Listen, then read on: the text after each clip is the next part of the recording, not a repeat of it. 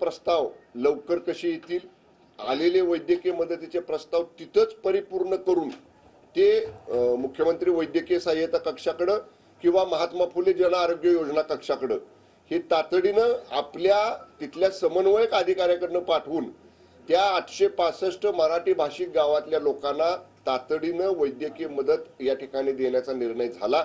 लवकरच माननीय मुख्यमंत्री महोदयांशी चर्चा करून, माननीय महसूल मंत्री महोदयांशी चर्चा करून असा समन्वयक अधिकारी तहसीलदार दर्जाचा कोल्हापूर जिल्ह्यातला त्या सीमावर्ती भागातल्या नजीकच्या गावात स्वतंत्रपणे नेमणूक करण्यासंदर्भात माननीय मुख्यमंत्र्यांशी चर्चा करून आपण निर्णय घेऊ। नंबर 1, केंद्र सरकारनं पाठीमागच्या एक 4-5 महिन्यापूर्वी महाराष्ट्र राज्याचे मुख्यमंत्री आणि तत्कालीन कर्नाटकचे मुख्यमंत्री या दोघांचीही एक उच्चस्तरीय बैठक सीमावर्ती भागातला विषय हा समन्वयातनं चर्चेतनं सोडवण्यासाठी घेतलेली होती।